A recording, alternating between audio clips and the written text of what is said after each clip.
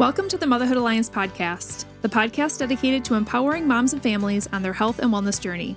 I'm Brittany Suttner. And I'm Andrea Rinkus. Together, we're here to explore holistic approaches that go beyond conventional medicine. Each week, we dive into topics that matter most to you. Everything from nutrition and mental health to alternative therapies and natural living. And whether you're a new mom navigating the early stages of parenthood or a seasoned pro looking for new ways to support your family's well-being, you're in the right place. Even better, all of our guests are local small business owners who you can actually talk to and work with. You can learn more about today's guest and connect with hundreds of other health and wellness professionals through our informative and easy-to-use directory at motherhoodalliance.com. Before we get started, keep in mind that this podcast is for informational and educational purposes only and is not a substitute for personal healthcare advice. Please consult your healthcare provider before making any changes based on the podcast content. Thank you for joining us on this journey. Are you ready to help your family thrive? Let's get started. Hi, we are Britt and Drea from motherhoodalliance.com, and we are excited to welcome you to a 3-episode series with April McNamara, who is the owner of Functional Living with April, based out of Appleton, Wisconsin. Through her business, April specializes in providing in-home services to help families let go of clutter and simplify their homes. She also offers community workshops and classes to teach strategies on how to make a home more functional and supportive. April believes that our homes are more than just walls, they are an extension of us, and having a home that is both fun and organized can help make it easier to recharge, allowing us to have more time to do the things that we want and need to do. April's love of art also blends into her personal life, as she loves painting murals and doing crafts with her son, nieces, and nephews. She also enjoys ballroom dancing, traveling, trying new foods, and spending time in the woods with her husband and son. In our first episode together, April gives great perspectives and tips that can be applied to anyone. And then in episode 2, we zero in on how to keep a home with kids less chaotic and more manageable. And then finally, in episode 3, we talk about how we can help some older adults, maybe the more retired age, or even just empty nesters that we love, to live safely and joyfully in their homes long term. We're excited to share April's expertise and enthusiasm with you, so let's get started with today's conversation.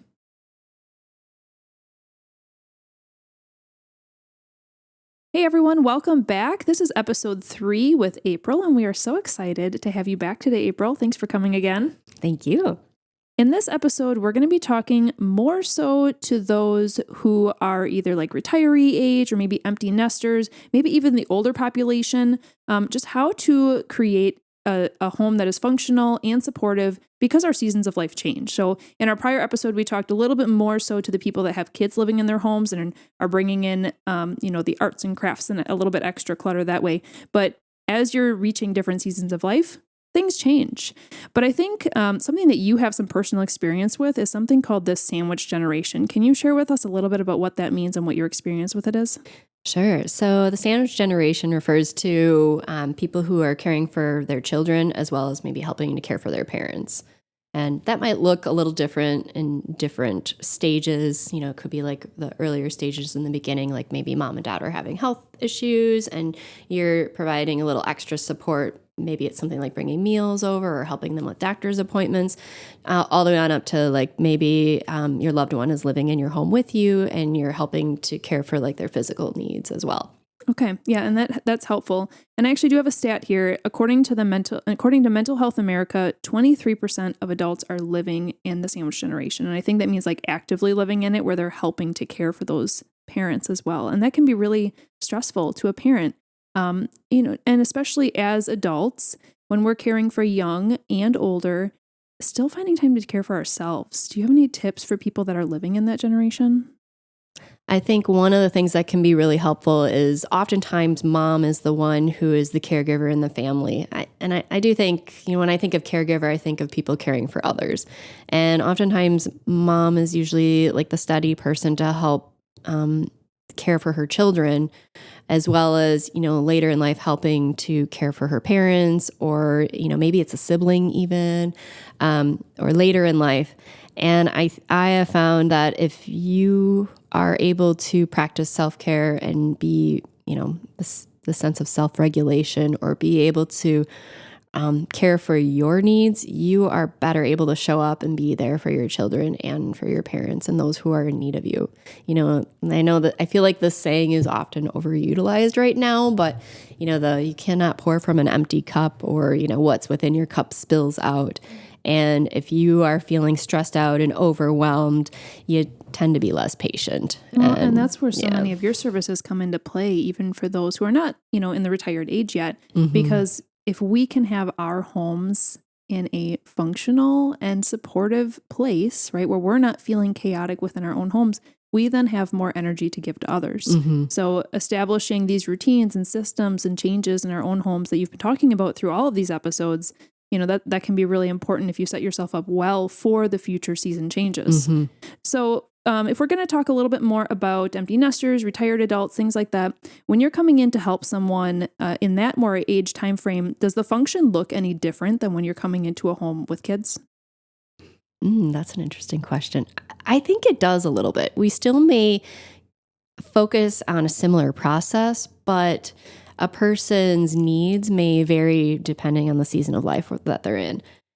So oftentimes when people are, a little bit older, or maybe they just retired and they're thinking about the next chapter in life, maybe they've had say, a 3-bedroom home, and now they're no longer needing the 2 other bedrooms as much, looking at how to utilize the space a little bit differently, as well as thinking about, what are their goals, or what are their things that they want to be doing, in this season. I think that it also is dependent on, a person's individuality. I feel like home is a really individualized thing, your definition of home might be different than mine. And I think really trying to meet the person where they're at can help guide that process. For sure. And do you, this is going to be more so for the older population, more the seniors level, but do you also help with assessing their home and how their rooms are set up for safety? So I guess I think of it as, in a way, it's not a full-on home safety evaluation. It's more of being kind of proactive on things and trying to make it more functional for that person. So if that person is maybe having some mobility and balance difficulties, and they have all these cluster piles everywhere, and it's making navigating in their home a little bit harder because they're literally tripping over their things, or maybe tripping over throw rugs or those types of things, I may mention some of that within this process, because it is impacting that person's overall function and it's things that they may not think about, that throw rug's always been there. Yes. But now they're kind of tripping on it. Yeah, and things that have been in places for a long time tend to start camouflaging. We don't even notice them anymore. Yes. When when you live for such a long time, you kind of acquire things throughout the years. And yes, it, like you said, camouflage in plain sight. For sure. Yes. And I know that you also talk about, you have your top 10 living in place themes. Yes. What does that mean? Okay. So the story behind that, I was feeling overwhelmed during a season of life, during pandemic. My son was little, and mom and dad were having health issues, and I was worried about them. I know that they want to be able to live in their homes as long as possible, and I want to help them with that. And so I kind of delved into research, and there's this concept called aging in place. And the idea with that is to be able to live in your home as long as possible, aging gracefully. And so I had put out this question in social media land. One was to the sandwich generation, so people who were caring for their children and caring for their parents. And then the other was to the in-home occupational, physical, and speech therapist. And I asked this question. I said, knowing what you know today, what tips or strategies do you recommend in order to be able to live in your home as long as possible while aging gracefully? And I was pretty surprised because I had over 250 responses. And the researcher side of me was thinking, wow, this is a lot of information. This is a lot of data. I need to do something with this. And also just to have it make sense in my own brain and to know how can I help be supportive of my family? And so I categorized it. I noticed that there were themes, and I created top 10 themes. And do you know what the top 3 were? So number one was accessibility. And that really focused on the physical aspects of the home. So looking at being able to get into your home, being able to navigate like through the doorways, being able to reach into like cabinets. There was a lot of like also bathroom safety was a big thing in there. And when I started to kind of learn a little bit more of that as well, I came across a statistic that talked about less than 5% of US homes have accessibility features. And I was like, holy cow. And then this like went into this other area that I'm really passionate about is called universal design. And that's really the design of spaces and products to help support and fulfill as many needs as possible. So, if we can start to apply that into our homes, thinking about this ability to be able to live in our homes for as long as possible, and to have it be safe and functional, regardless of what age or season you're in.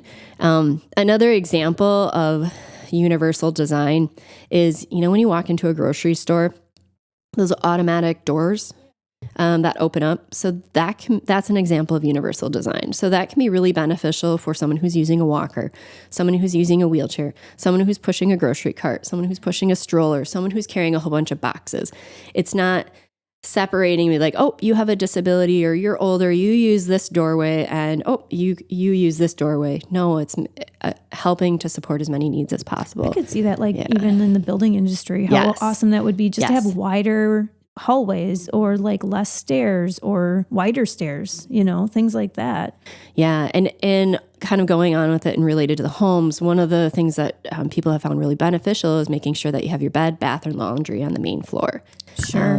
Because stair navigation can be a little bit harder. And really, this could be something that could happen anytime in life. I was going to say, if somebody gets in an accident, or if your kid, if you break your leg and you have to, you can't go climb the stairs for 8 weeks or whatever it is, that's challenging. So having that ready to go. Yeah. And so then related to this was the second area, and that was called safety. And there's a little bit of overlap, but this also went into more specifics on things like features of the bathroom, grab bars into the shower or a walk-in shower. I think there's room for individuality as well with this, depending on kind of what is comfortable for the family and, their abilities as well, but also kind of planning ahead. And then also looking at security systems and safety from that standpoint, as well as ways to, how do you call for help if you needed to? And then the third area was decluttering. And I just thought that was really interesting. And then when I started to think about it a little bit more, how much decluttering impacts both safety and accessibility in our home. And then when I started to think about it a little bit more and realizing kind of in my season of life, and it was becoming as a mom, that this isn't about age. It's really about helping to make home a functional and supportive place throughout the different seasons in life, what I call living in place. And it just is something that I just get really excited about. So, yeah. Yeah. And then you also wrote a blog on this, right? Yes. For the top 10. So if people want to dive into all of them or just read a little bit more about them, how would they find that blog article? Oh, if you go to my website, functionalliving.life, I have a blog and it's all out there. So perfect. Maybe we'll grab that specific link and put that in the show notes as well. You were just talking about a little, with some of the older adults, you talk about with all of what you do, the function, the simplify, and the let go. So if we focus more on the function piece, and I know that you always pull out the FUN for the fun part, right? When you're looking at a home where there's no more kids, right? So maybe a little bit less clutter in some ways, but we all have our own. We all have our own clutter. Yeah. What do you typically see on how do you bring fun or joy into an older adult home? I think a big part of this is community.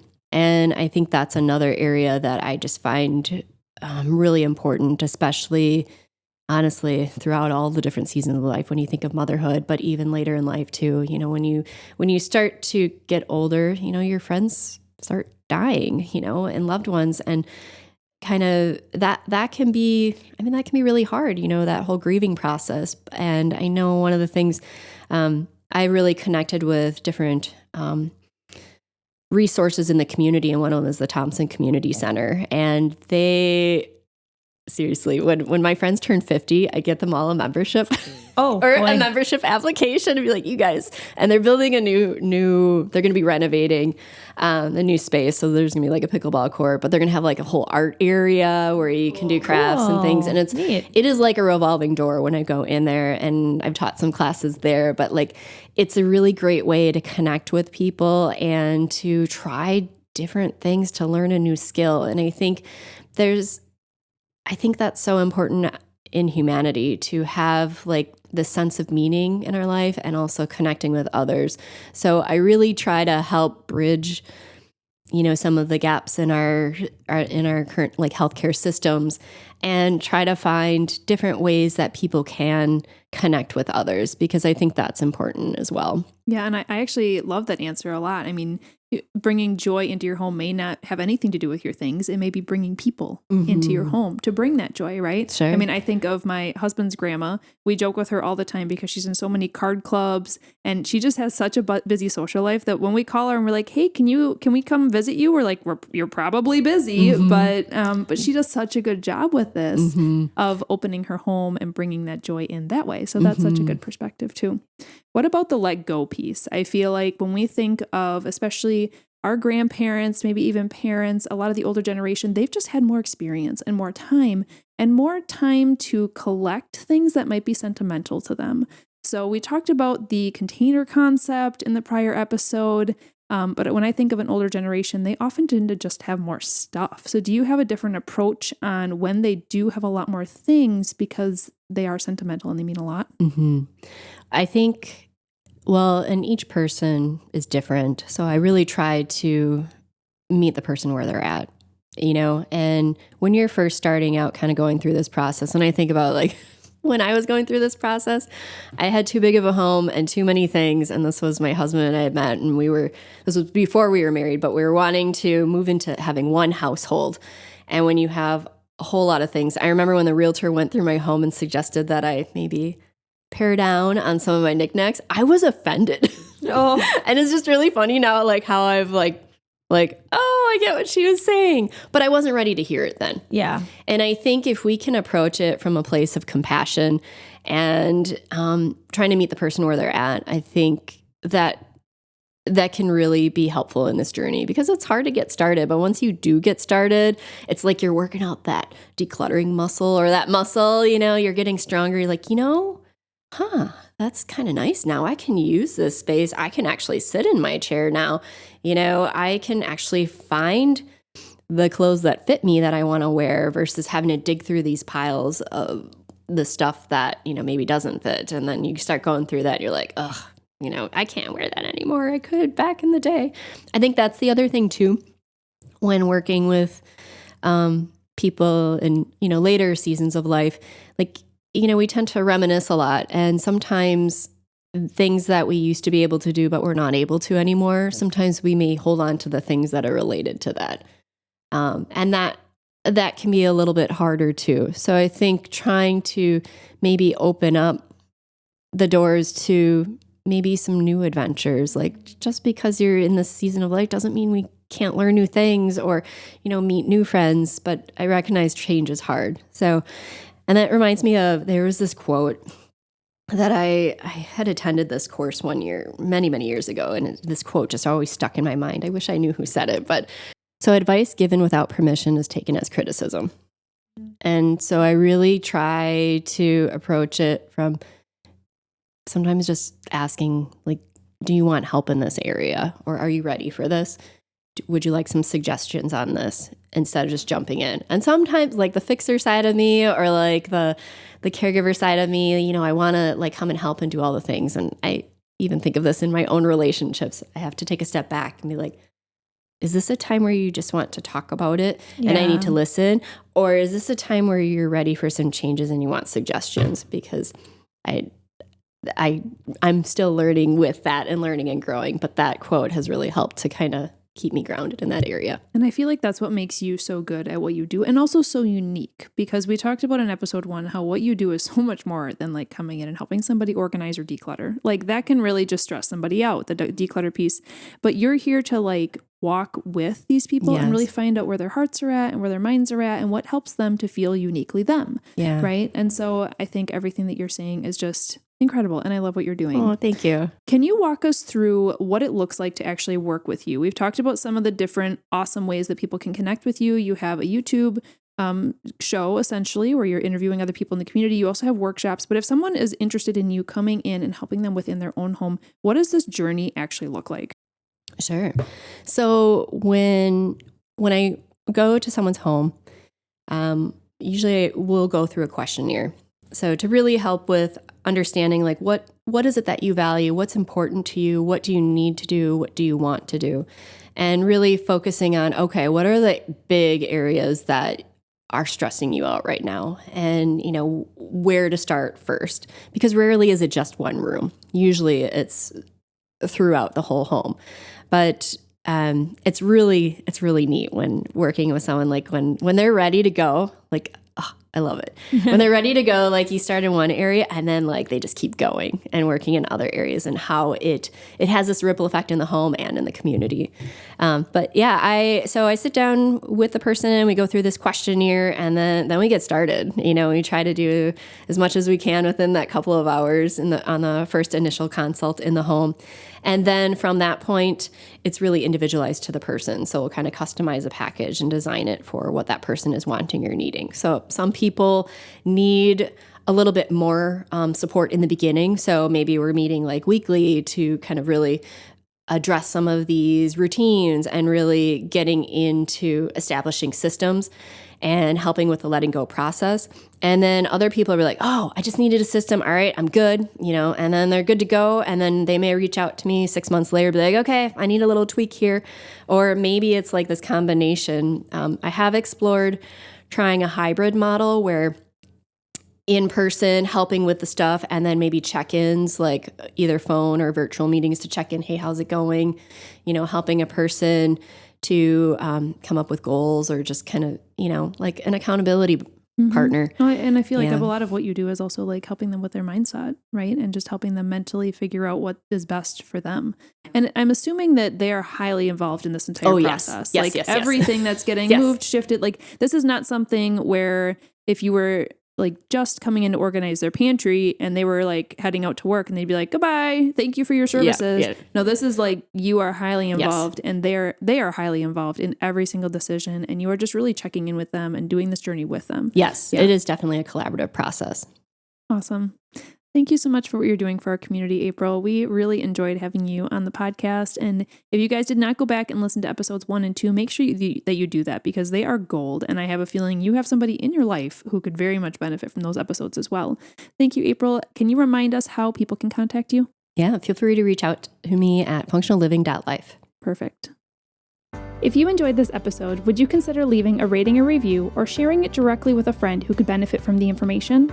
We know that you're a busy mom or caregiver, and our goal is to make your life easier by bringing tips and tricks directly from experts into your earbuds. By sharing this episode with someone you love, you can play a critical role in helping to make their life easier as well. We appreciate your time, and thank you for being a part of the Motherhood Alliance family.